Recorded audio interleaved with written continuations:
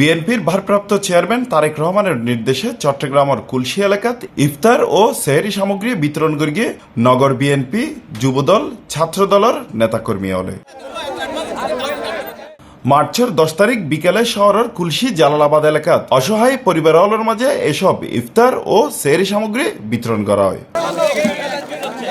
চট্টগ্রাম মহানগর বিএনপির সাবেক সদস্য প্রকৌশলী মেজবাউদ্দিন রাজুর সভাপতিত্বে প্রধান অতিথি হিসেবে বক্তব্য রেখে চট্টগ্রাম মহানগর যুবদলের সাবেক সভাপতি মোশাররফ হোসেন দীপ্তি এই সময় তিনি হইয়ে রমজানের পুরস্কার আল্লাহ রাব্বুল ইজ্জত নিজে দেওয়ার ঘোষণা করেছেন এবং আল্লাহ রসুল সতর্ক করেছেন যে যারা রমজান পেল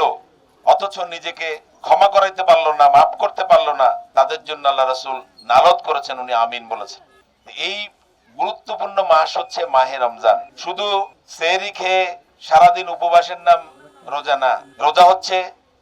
আমার চিন্তায়, আমার কর্মে, আমার আচরণে, আমার ব্যবহারে, আমার আল্লাহর যে বিধান পাঞ্জাকানা নামাজ আদায় করা, তারাবির নামাজ আদায় করা, নিজের পরিবারের প্রতি, সমাজের প্রতি, দরিদ্রদের প্রতি, আত্মীয় স্বজনের প্রতি পরিপূর্ণ হক আদায় করার নাম হচ্ছে রমজান। চট্টগ্রাম মহানগর যুবদলের সহ সাংগঠনিক সম্পাদক মনোয়ার হোসেন মানিকর সঞ্চালনায় বিশেষ অতিথি হিসেবে উপস্থিত আছেন মানবাধিকার উন্নয়ন ফাউন্ডেশনের মহাসচিব মহিউদ্দিন স্বপন, মহানগর যুবদলের যুগ্ম সাধারণ সম্পাদক হাবিবুর রহমান মাসুম, আমানুল্লাহ আমান, জিয়ামঞ্চ, চট্টগ্রাম মহানগরের আহ্বায়ক জহুরুল হাসান জীবন, মহানগর স্বেচ্ছাসেবক দলের যুগ্ম সাধারণ সম্পাদক আব্দুল হালিম গুড্ডু, মাইনুদ্দিন, মহানগর ছাত্র দলের সাবেক যুগ্ম সাধারণ সম্পাদক মাসুদ পারভেজ, খুলশি থানা যুবদল নেতা সালাউদ্দিন, নাসিরউদ্দিন সহ অনেকেই এই রমজান মাসে পরিপূর্ণভাবে নিজেদের সাধ্য অনুযায়ী, সামর্থ্য অনুযায়ী জীবনযাপন করা দরকার, সেভাবে উনি করতে পারছেন না। তাদের জন্য আমাদের যে করণীয়, সেই করণীয়কে উৎসাহিত করার জন্যই ছোট্ট পরিসরে আমাদের এই আয়োজন।